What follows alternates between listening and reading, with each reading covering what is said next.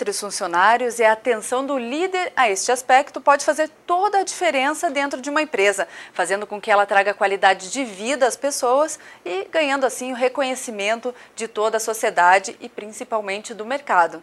Então, para conversar com este assunto tão delicado da gestão de pessoas, eu converso hoje com um especialista da área. Está comigo aqui no estúdio o professor Paulo Campos, que é consultor do Lab SSJ de São Paulo, mestre em Psicologia da Educação e professor da Estação Business School.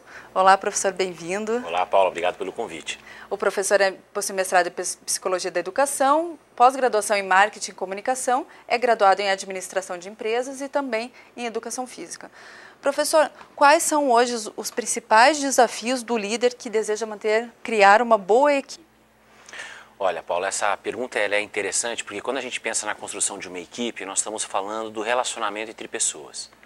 Na minha prática, o que eu percebo é que cada vez mais a construção de uma equipe, ela depende do investimento que o líder dá no conhecimento de cada uma dessas pessoas. Às vezes é comum a pessoa assumir a posição de liderança, mas muitas vezes, antes dela determinar o que cada um deve fazer, ela precisa investir um tempo em conhecer as pessoas. E talvez conhecer as pessoas para identificar 3 grandes áreas, né? Ou seja, o que a pessoa gosta de fazer, o que a pessoa faz bem e a terceira, o que a empresa precisa que ela faça. Talvez a interseção desses 3 círculos, vamos dizer assim, a chance do líder colocar as pessoas no lugar certo.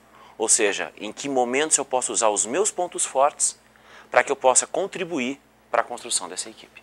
Se fosse para escolher uma característica de uma boa equipe, o que não pode faltar dentro dessa equipe? Confiança. Confiança. A confiança, na sua premissa, ela é doadora. Eu primeiro preciso confiar em alguém para que depois eles confiem em mim.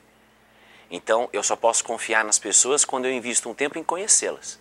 E é aí que o líder deve investir esse tempo para que as pessoas o respeitem pela sua liderança moral, não pela sua liderança formal. Isso é bem complicado, né, professor? A teoria é linda, mas na prática, porque acho que para você conhecer as pessoas, principalmente as pessoas que você lidera, além de você precisar se mostrar, talvez exija a constância de pedir feedback. E as lideranças, muitas vezes, com receio de ouvir algo que às vezes não é agradável, não pedem feedback. Mas também feedback não é só pontos negativos, a gente tem que lembrar que a palavra feedback também está vinculada a pontos positivos.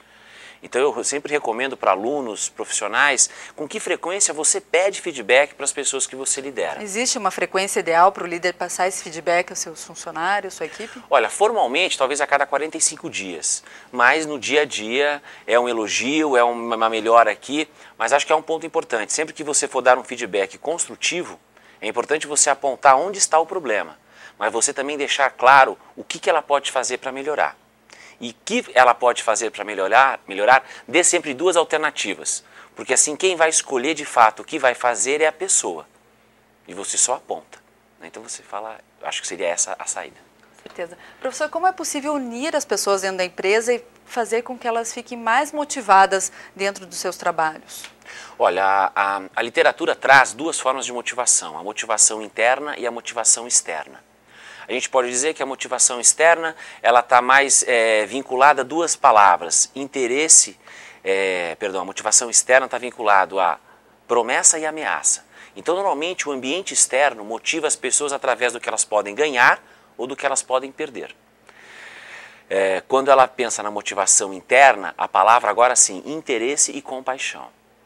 Se a gente pensar, a médio e longo prazo é a motivação interna que mais exerce a sua influência no comportamento das pessoas. A motivação externa, ela funciona mais como um componente a curto prazo, uma promoção, um aumento de salário. Então, se eu precisar unir as pessoas para motivá-las, aqui caberia uma pergunta interessante. Por que você trabalha? Mas sem nenhum pudor de entender que a primeira resposta vai vir: eu trabalho por dinheiro, eu trabalho porque eu tenho conta para pagar.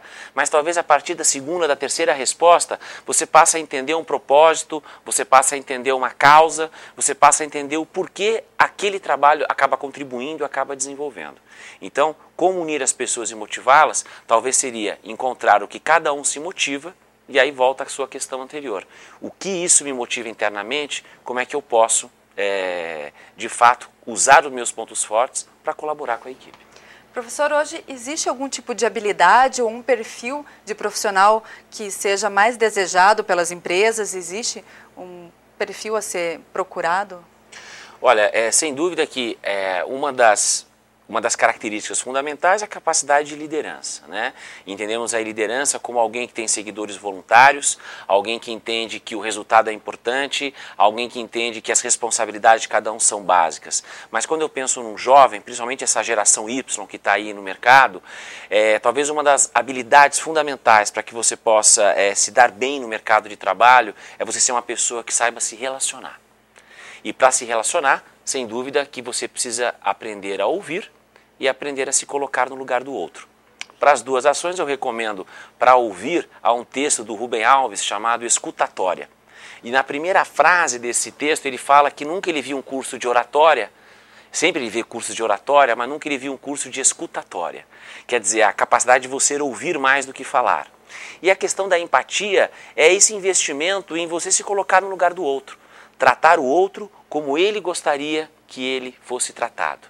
Ou seja, cada vez mais eu investir um tempo, se eu conheço as pessoas, eu entendo como ela quer ser tratada e não tratar outros como eu gostaria de ser tratado. Então, acho que a primeira competência, a questão do relacionamento. Um outro também, eu acho que é você entender que nesse mercado competitivo, cada vez mais com menos. Ou seja, você ter essa flexibilidade, essa resiliência de entender que o que a empresa está pedindo, ela espera que você entregue cada vez melhores coisas, melhores resultados, num tempo mais curto. Portanto, usar os seus pontos fortes faz com que você tenha essa habilidade para você usar o seu melhor na entrega do seu dia a dia, na entrega daquilo que é esperado do seu perfil. Então, a questão de se relacionar e principalmente a questão do foco, vamos dizer assim. Né? Que ótimo. Eu volto daqui a pouquinho com o professor Paulo Campos, ouvindo mais questões relacionadas à gestão de pessoas. Você que está nos assistindo, não saia daí, é um minutinho só, nós voltamos já já.